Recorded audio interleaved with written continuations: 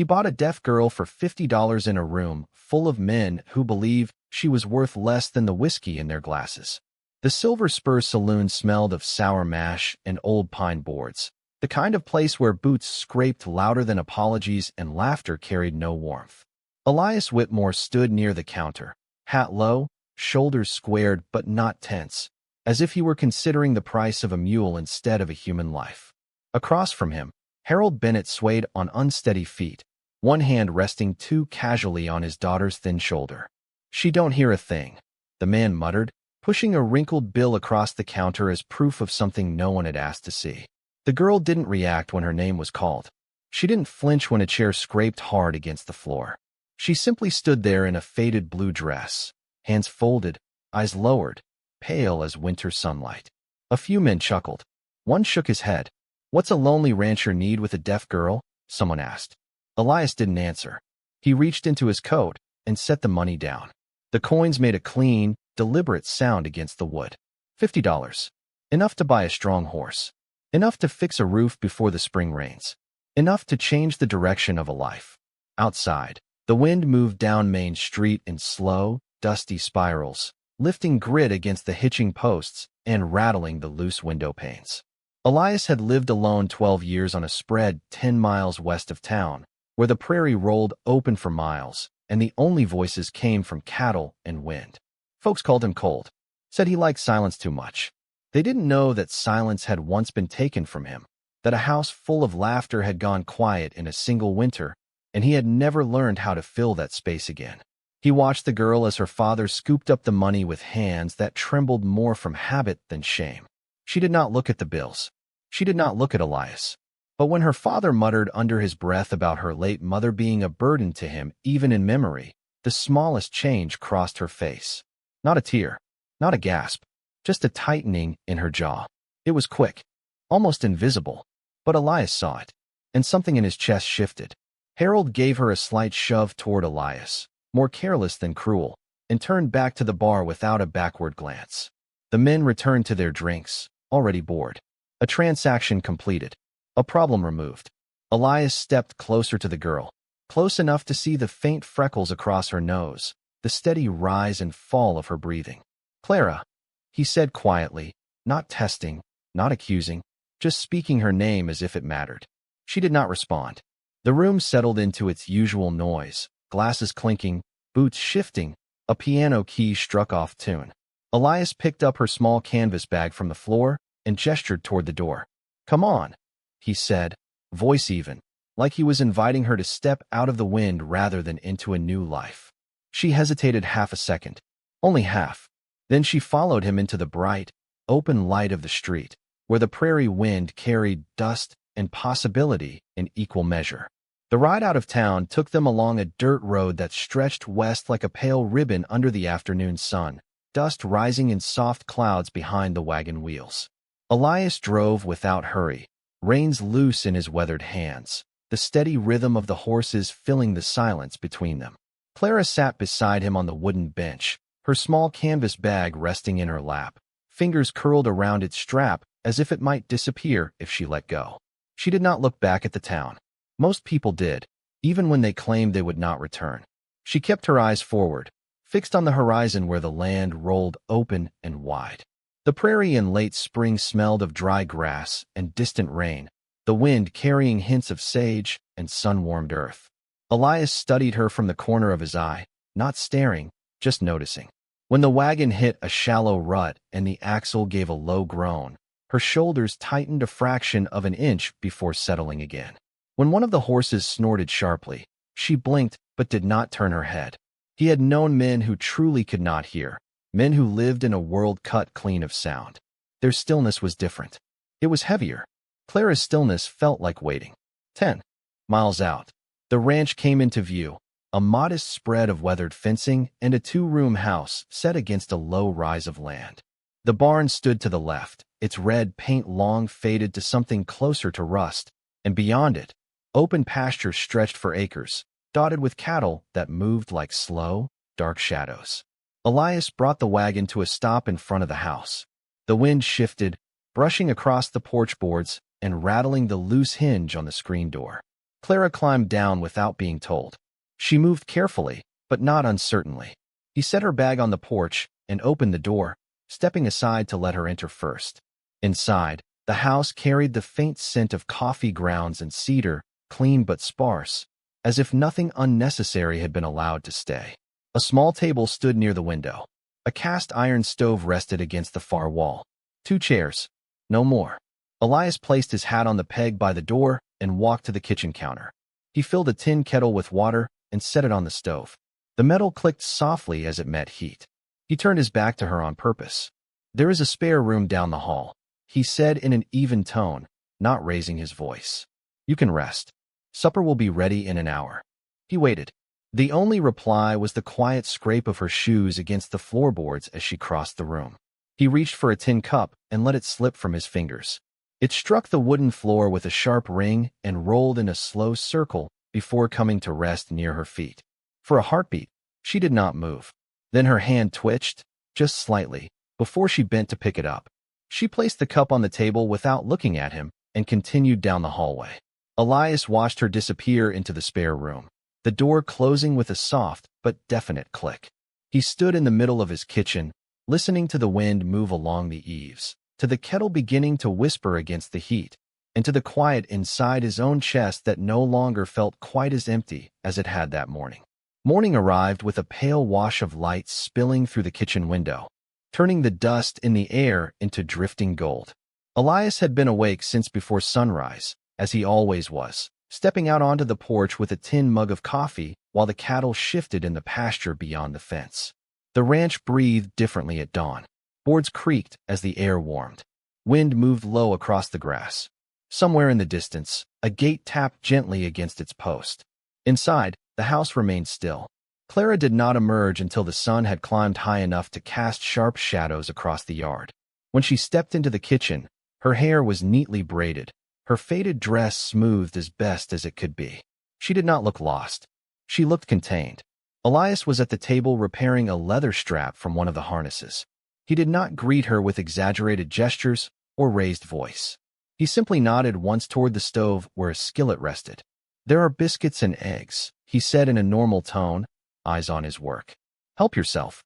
She moved to the stove and paused for a fraction of a second, as if listening to something beneath the quiet. Then she reached for a plate. The fork scraped lightly against cast iron. Her shoulders did not react. She sat across from him and ate slowly, gaze lowered. The only sounds were the soft clink of metal against ceramic and the steady tick of the wall clock above the door. Elias finished with the strap and set it aside. He stood, walked to the sink, and turned the handle just enough for water to rush sharply into the basin. The sound filled the room. Clara's hands stilled in midair. Not long, just enough. Then she resumed eating, careful, deliberate. Elias dried his hands and stepped out onto the porch without another word. The morning chores waited. Fences to inspect, feed to measure, a trough to refill at the north pasture nearly a quarter-mile from the house. He worked methodically, aware of the house behind him, of the window that faced the yard. Once, when he lifted a sack of grain and let it drop a little harder than necessary onto the wagon bed, he glanced toward that window. A shadow shifted away from the glass. By noon, the sun pressed down warm and steady. Elias returned to the barn to saddle one of the horses. Leather creaked as he tightened the cinch. From the doorway, he could see Clara stepping onto the porch, a bucket in her hand. She walked toward the pump near the side of the house. The pump handle gave a familiar squeal when lifted. He had meant to oil it weeks ago. As she pressed it down, the squeal echoed across the yard. She did not flinch. But when he spoke quietly from inside the barn, not raising his voice, not directing the words at her, just letting them drift, "It sticks at the top." Her grip adjusted instantly before the handle reached its highest point. The motion was smooth, practiced, as if she had heard every word. Water splashed into the bucket, bright under the sun. Elias rested his forearm against the stall door and watched her for a long moment, the prairie wind tugging lightly at his shirt. Silence on the ranch was different from silence in town. Out here, it carried truth farther than any shout ever could. By late afternoon, the sky turned the color of faded copper, and heat shimmered above the pasture like something alive. Elias rode the fence line at an easy pace, the leather saddle creaking in rhythm with the horse's steady steps. From the rise near the north pasture, he could see the house small against the sweep of land, smoke drifting thin from the stovepipe. Clara moved outside near the clothesline, pinning a freshly washed shirt so it would catch the wind. She worked with quiet precision, each clothespin set evenly, each motion measured. Elias watched the way she paused before turning, as if measuring distance by something more than sight. He nudged the horse forward and let the reins hang loose. When he reached the yard, he dismounted without hurry and led the horse toward the trough.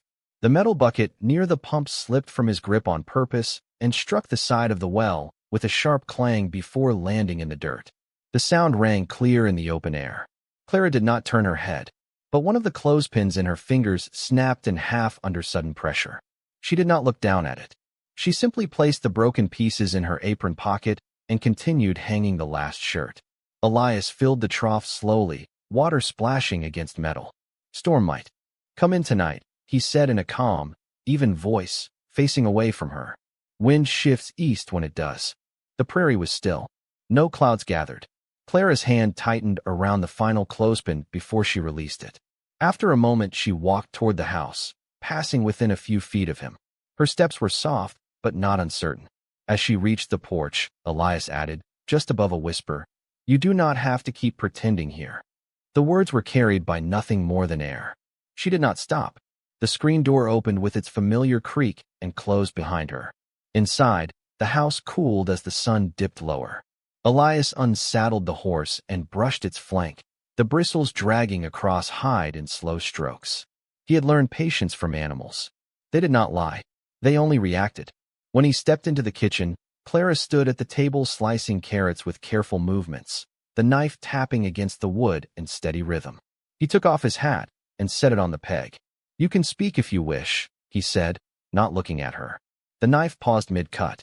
The pause lasted one breath longer than chance would allow. Then it resumed. He moved closer to the stove and lifted the lid of the pot. Steam rose between them, carrying the scent of vegetables and broth. "No one here will sell you for it," he added quietly. The knife struck the table a little harder than before. Clara set it down.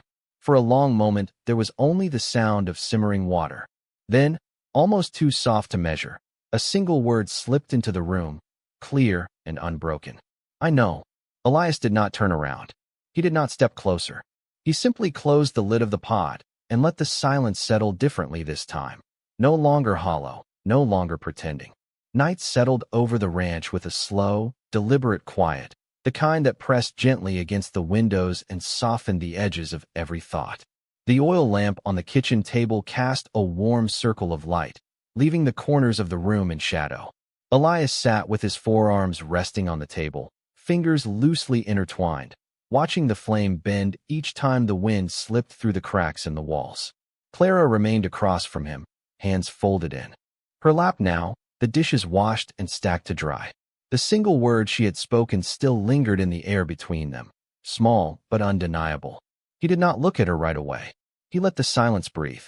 "How long?" he asked at last, his voice steady, no accusation in it. The question was simple, offered like a cup of water rather than a demand. Clara's eyes lifted to him for the first time without pretense. In the lamplight, they were not fragile. They were watchful. "5 years," she said quietly. The words came clear, shaped with care. Outside, a loose shutter tapped once against the siding, then stilled. Elias nodded once, absorbing the weight of that number. 5 years of choosing silence. 5 years of measuring every sound, every step. "Does he know?" he asked. She shook her head. "No." Her gaze drifted toward the dark window. "He stopped trying to speak to me after the first year. It was easier for him. Easier to believe she could not hear. Easier to talk around her instead of to her." Elias leaned back in his chair, wood creaking beneath his weight.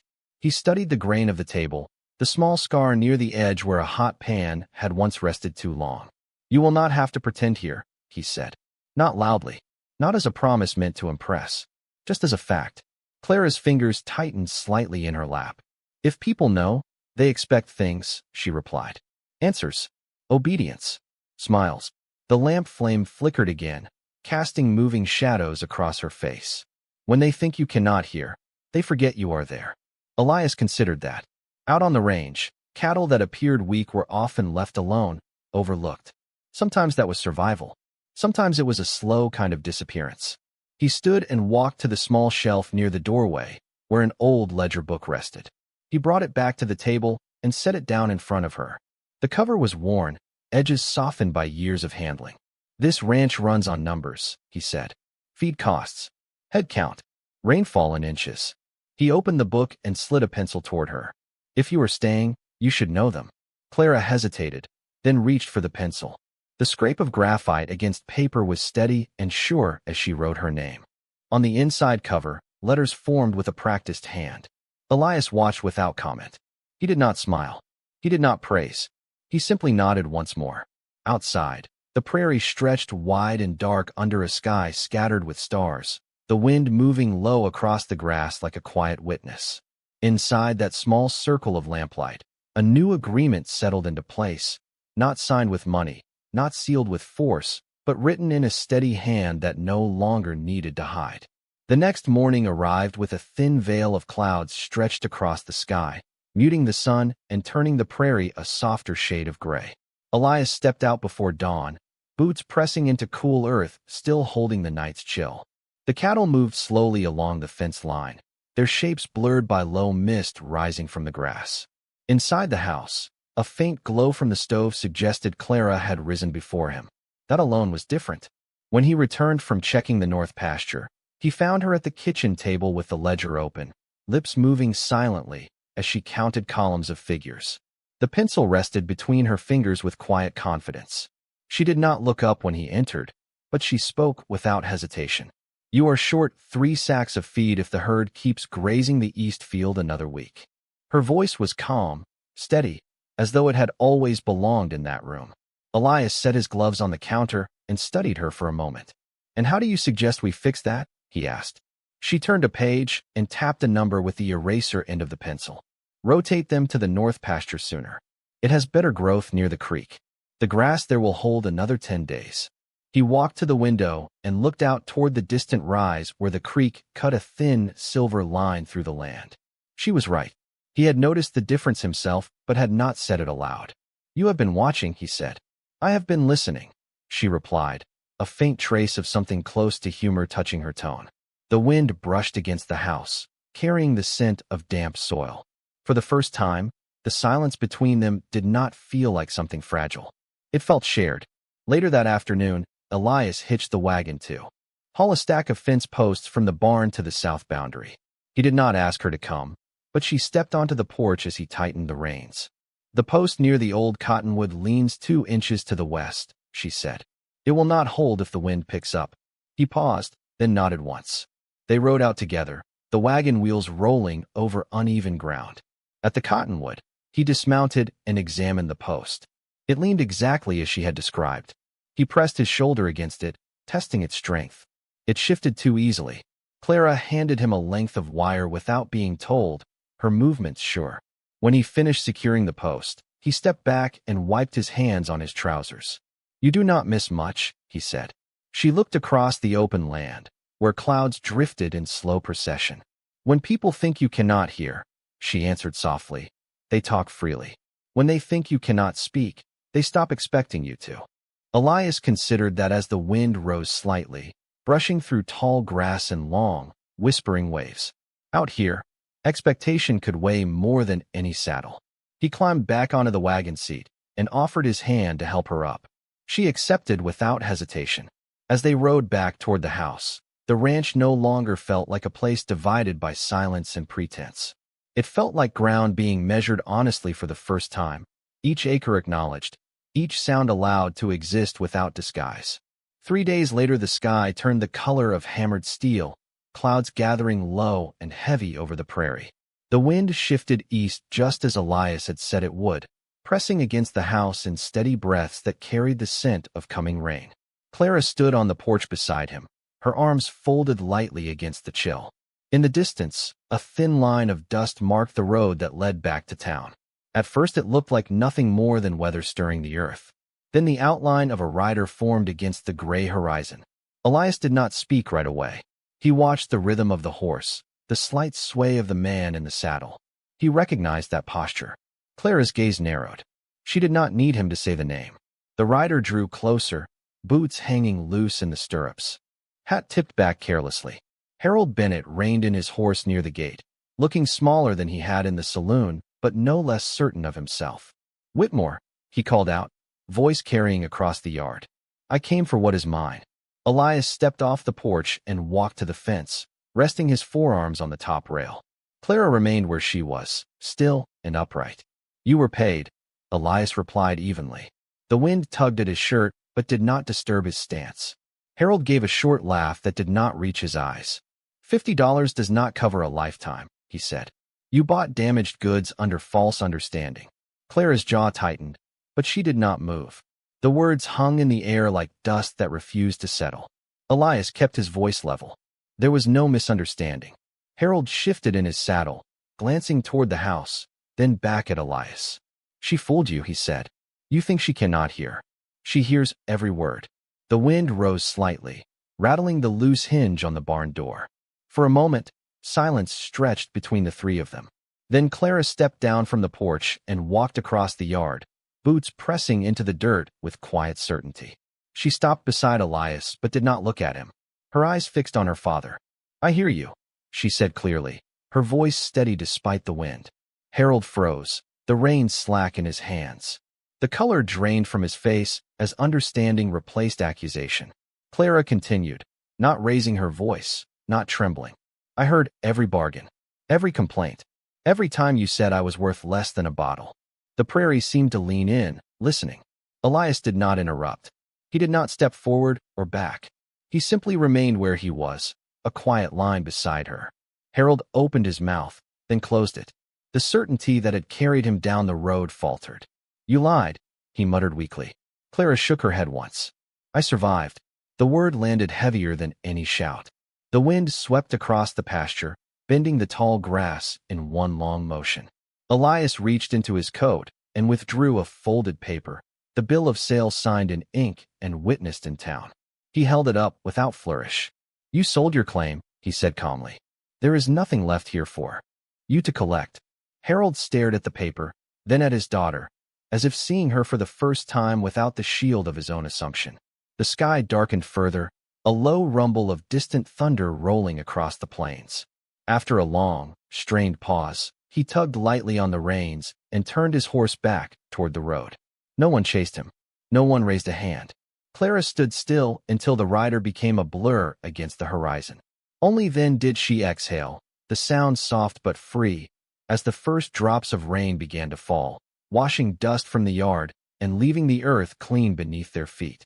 Rain settled into a steady rhythm across the ranch, tapping against the roof in patient intervals, soaking the dust into dark earth that smelled clean and new. Clara remained in the yard long after her father disappeared beyond the low rise of land, the hem of her dress damp where it brushed the wet grass.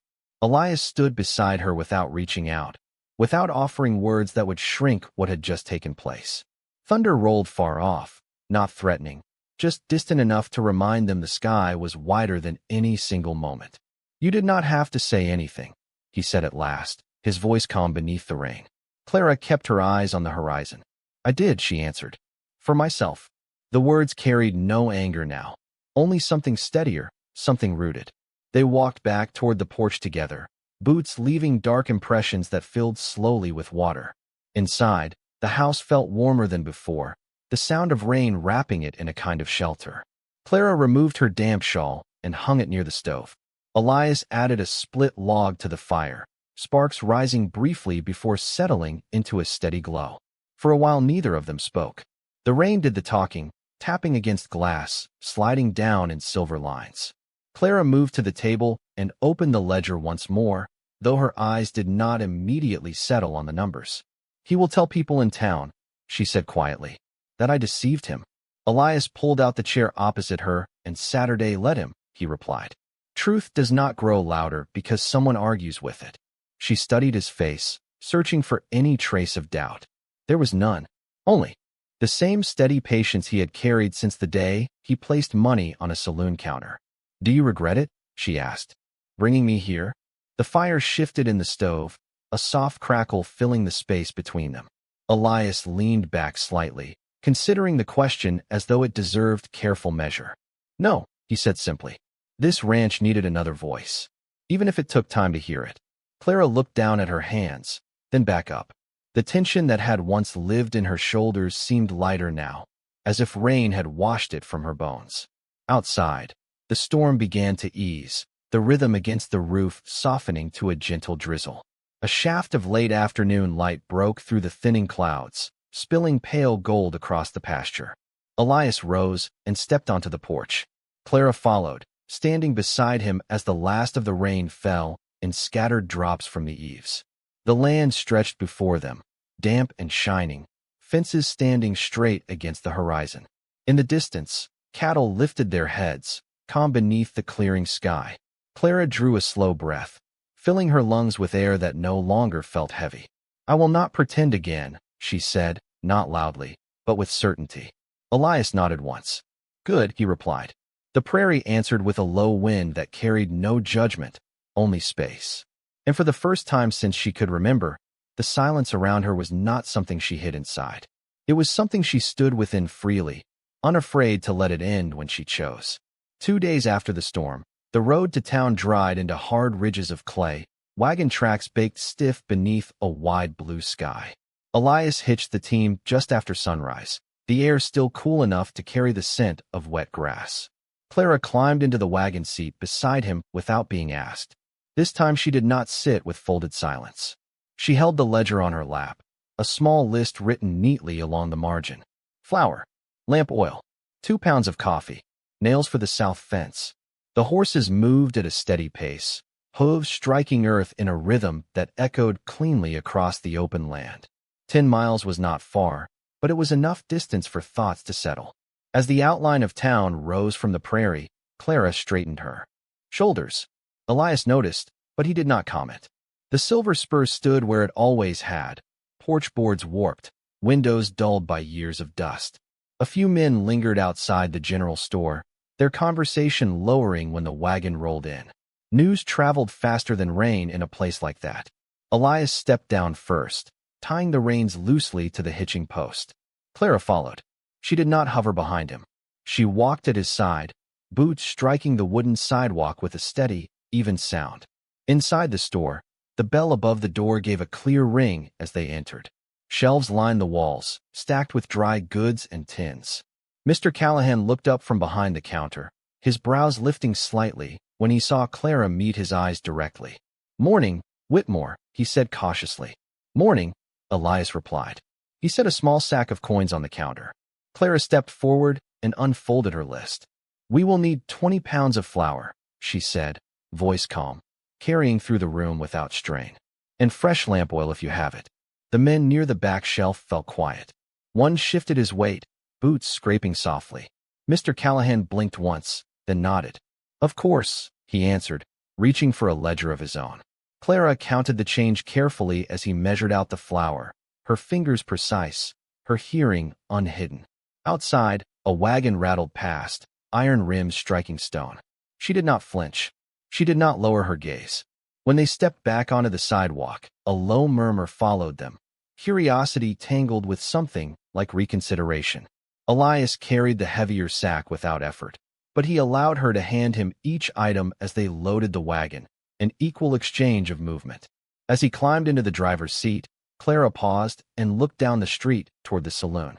The door swung open and closed in the morning breeze, empty for now. She held the gaze a moment longer than necessary, not with fear, not with anger, but with quiet acknowledgement.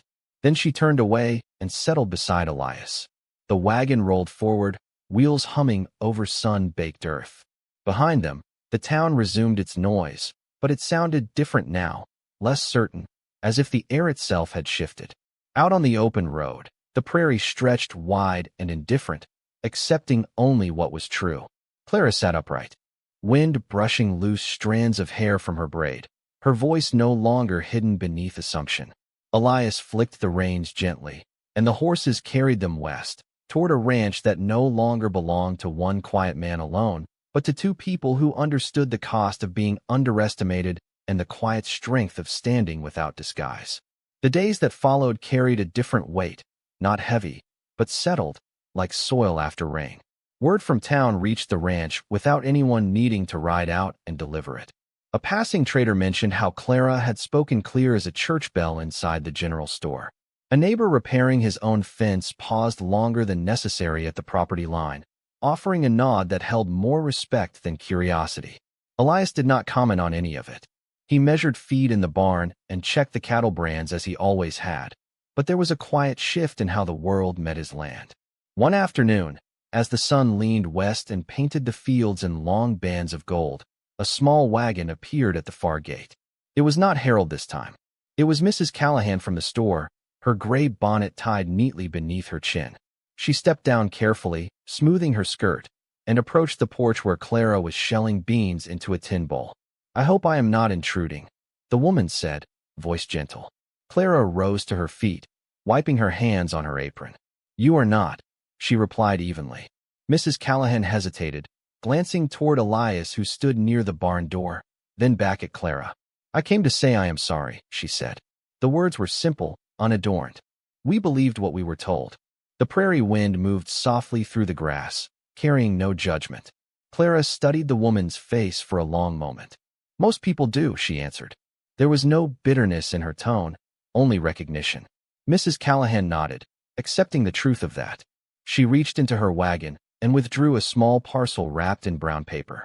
"For the house," she said. Inside were 2 clean dish towels and a small jar of preserves. A quiet offering, not charity, but acknowledgement. Elias stepped closer, but did not interfere. Clara accepted the parcel with both hands. "Thank you," she said. After Mrs. Callahan departed, the yard returned to its steady rhythm. Cattle shifted near the fence. A hawk circled high above the pasture. Clara set the jar on the kitchen shelf beside the ledger. Elias watched her for a moment before speaking. "People will come," he said. "Some to apologize. Some to satisfy their own conscience." Clara closed the cupboard door gently. "I cannot carry theirs," she replied. "Only mine." The sun dipped lower, casting long shadows that stretched toward the horizon. Elias leaned against the porch railing, arms crossed loosely. "You understand something most do not," he said. She looked out over the land, the fences standing straight against the open sky. "Silence protects," she answered, "but it also imprisons." The words settled between them, not dramatic, not loud, but true. A warm breeze moved across the ranch, stirring the curtains in the open window. In that quiet moment, there was no sense of ownership, no debt owed, no bargain lingering in the air. There was only shared ground, measured honestly. And as the light faded into evening, the ranch no longer felt like a place where something had been purchased. It felt like a place where something had been restored, not by force, not by demand, but by the steady courage to let truth be heard when it was finally ready to speak. Autumn edged slowly into the prairie, brushing the tall grass with pale gold and thinning the leaves along the creek bed. The mornings arrived sharper now, breath turning faintly visible in the air as Elias stepped onto the porch with his coffee. Clara was already awake most days, a shawl around her shoulders, reviewing the ledger by the window where first light spilled across the pages. The ranch had begun to move in a rhythm that belonged to both of them. Fences were checked before they leaned. Supplies were ordered before they ran low. Cattle were rotated with quiet precision. It was not loud progress, but it was steady. One afternoon, a rider approached from the south, not reckless, not uncertain. Elias recognized the horse first, then the posture. It was Sheriff Dalton, coat buttoned against the wind, hat brim low over watchful eyes. He dismounted at the gate and removed his gloves slowly, as if careful not to disturb the balance of the place. Clara stepped out onto the porch beside Elias, neither retreating nor advancing.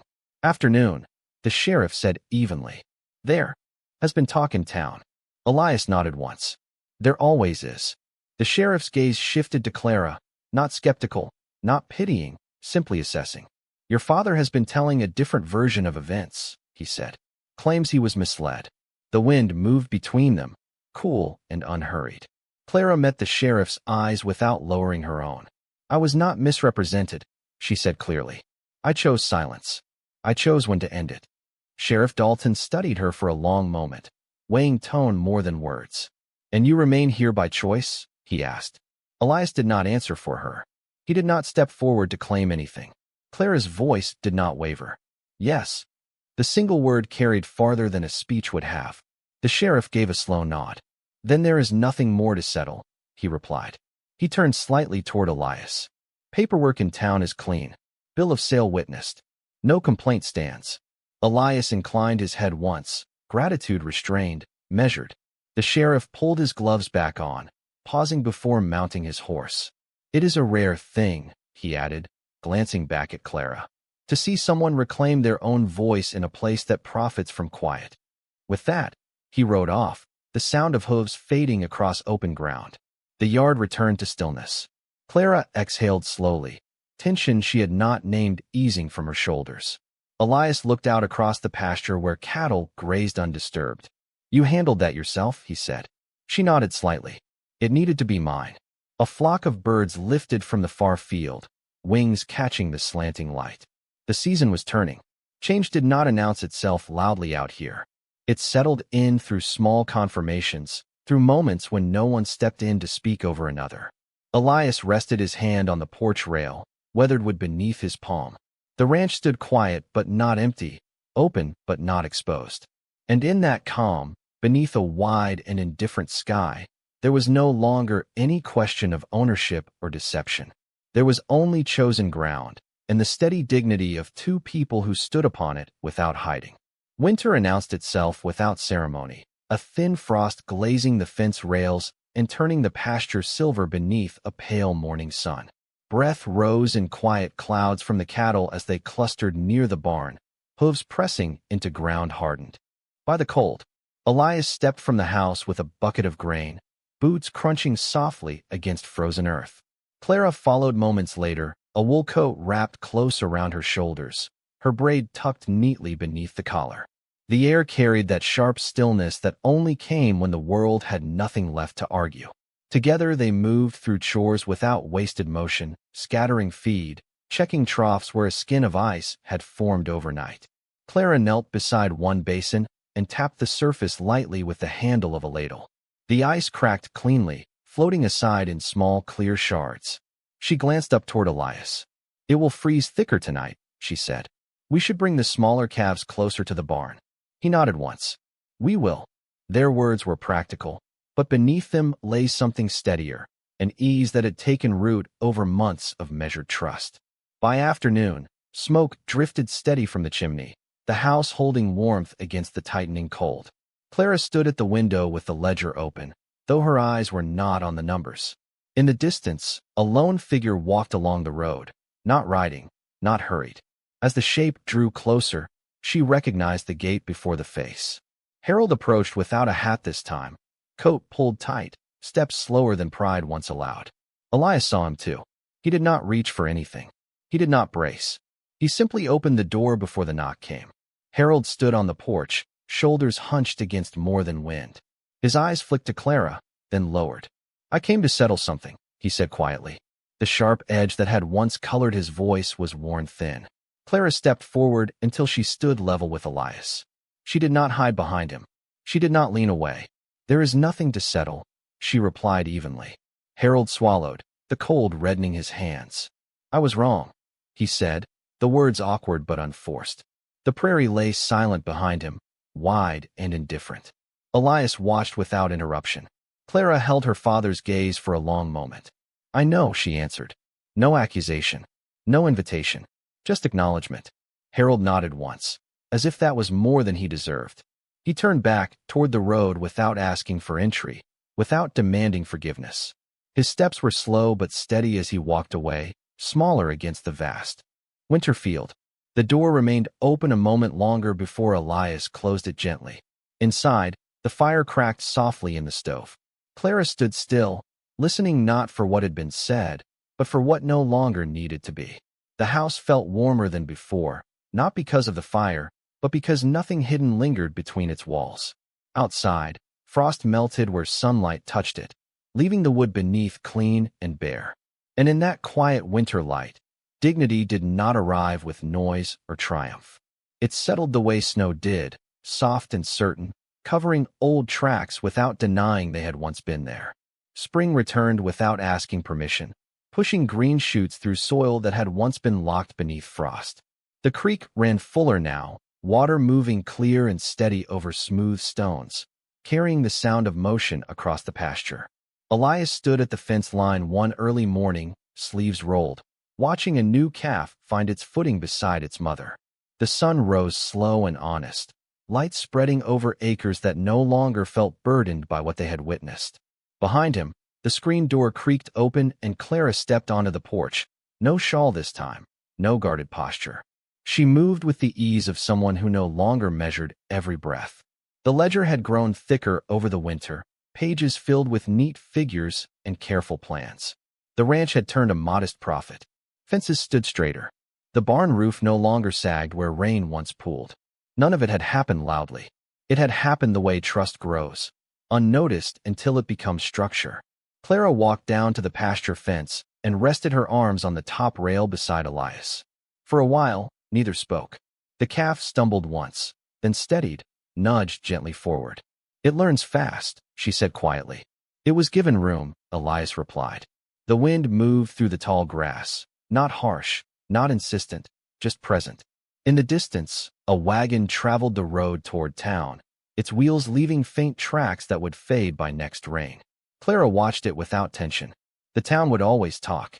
The prairie would always listen. But out here, what mattered stood in plain sight. After a moment, she reached into her coat pocket and pulled out the folded bill of sale, edges softened from months of handling. She looked at it. Once more, not with anger, not with shame, but with understanding. Then she handed it to Elias. He studied her face before taking it. Without ceremony, he struck a match against the fence post and held the flame to the corner of the paper. It caught slowly, curling inward, ink darkening before turning to ash. They watched in silence as the last of it fell to the dirt, carried off by a light breeze. No document defined what stood beside him now. No transaction explained the life that had taken root. Clara turned her face toward the open land, sunlight catching in her eyes. "I do not belong to this place," she said softly. "I choose it." Elias nodded once, a small gesture that held more weight than any vow. "That is the only way it should be," he answered. The calf found steady ground and began to walk on its own, the mother following without force. Overhead, a hawk traced a slow circle against the blue sky. The ranch breathed, alive and unclaimed, held together not by ownership, but by mutual will. Out here, justice did not arrive with raised voices or drawn lines. It arrived quietly, in the space where a person stood unafraid to be heard. And as the morning stretched wide across the prairie, two figures remained at the fence, not bound by silence, not defined by a past bargain, but steady in the simple dignity of staying.